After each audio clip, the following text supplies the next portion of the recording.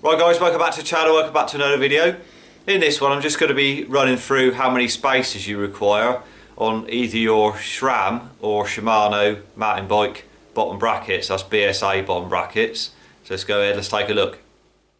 Right, so the first thing you need to know is what width the bottom bracket shell is. As you can see, threaded bottom bracket. So these are BSA bottom brackets we're talking about in this video. So to get the width, obviously you can use a pair of calipers like that and go, just open them up and measure it across there. If you got a pair, just put that on there like that, measure it. So 73, as you can see. Or you get a tape measure and put on there 73mm. So there's three main sizes: 68, 73 and 83. As you can see, 73. So there's a big difference. If it was 83 it'd be right out here, and obviously 68 it'd be smaller again, so it'd be in here instead. But as you can see, it's 73mm. So once you've established that, then depending on what bottom bracket or chain set you're using, obviously like I said, this would be about Shimano Holotec 2, or what I'll show you is that, and Sram Dub and Sram GXP, and what spaces you need for those to fit it in depending on the size of your shell. So I'll go ahead, I'll run through those. Right, so we have Shimano Holotec 2 bottom bracket. This one happens to be an MT 800, but it doesn't matter which one you've got, just using this one just to show you. So if that was if you're going to fit that into the bike, obviously we'll say that this side is the chainring side, where your chain rings are, and that's the non-drive side where you just got your crank arm. So if this was if this was going into a 68mm or an 83, so 68 or 83mm shell, so you measured across your bottom bracket shell like I showed, and it come out at 68 or 83 across millimeters, then to fit that in, what you'd need is these bottom brackets, because they're mountain bike ones, they come with three spacers. They come with three 2.5mm spacers in the packet, like that. So you get three of them. So for the Shimano ones like this. So you would need, on this, if you was fitting it in, you'd want one spacer on the non-drive side, and then you want two on this side. So that's if it was, like I said, 68mm your shell or 83mm. Now if you had that size shell and you had a chain guide or a derailleur mount that went onto the bottom bracket itself, what you'd do is you would remove the innermost one. So you take that spacer out of there, and that's where your chain guide, if you had one that mounted on the bottom bracket, your chain guide would go in place of that spacer. So you'd have the chain guide and then a spacer on the outside, and still that one on that side. You just delete that one there and put in your, like I said, your chain guide or your derailleur mount, if you've got one like that, on there. So that's for, like I said, that's if it's a 68mm or 83mm shell. So I'll just do one now showing you a 73mm shell, like the one when I measured the frame, that was a 73, so I'll just show you that. So like I said, this is for a 73mm shell, like the one I measured earlier. So for a 73, all you'd do is you'd put one spacer on the chainring side, on the drive side, and no spacers on the opposite side. so you just have one.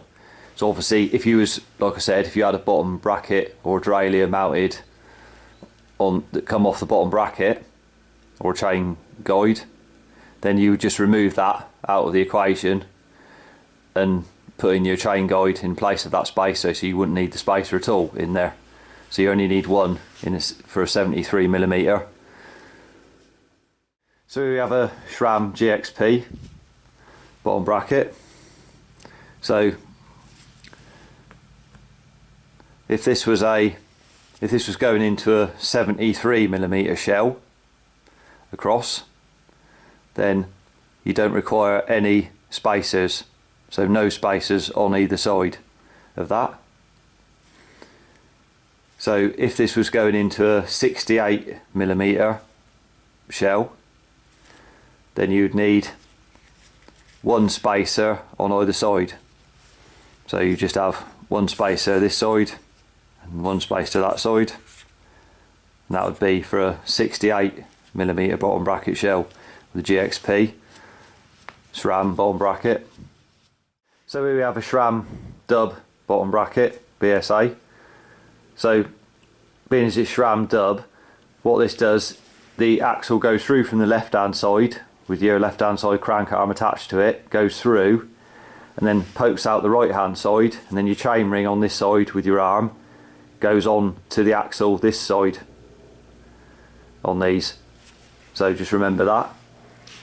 So if this was a 68mm, if this was going into a 68mm shell, bottom bracket shell, you would have a spacer on either side, so a 2.5mm spacer on there and there, and then when the axle sticks out here, so your axle will be sticking out here like that, you would have a 4.5mm spacer that went over the axle first before you put your chain ring and your arm and your crank arm on.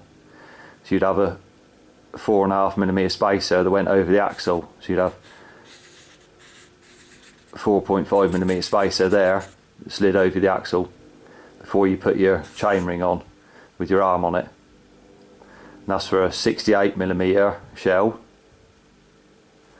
Now if this was a 73mm across the bottom bracket shell, so if it was going into that frame that I measured earlier, for instance, what you'd have for that is there would be no spacers, so there wouldn't be any spacers here, so no spacers on it. The only thing you would have is that 4.5mm spacer that went over the axle on the end here. So you'd have that still, and then put your chain ring on with your arm after. Slide the spacer on first and put the arm and the chain ring on after that. That's all you'd have if it was a 73mm shell. So if it was a, for instance, a dub bottom bracket like this, and it was going into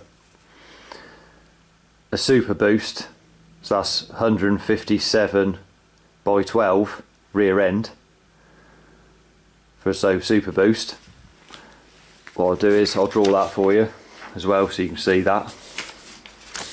So like I said, if it was a super boost it was going into, then if this was a 73mm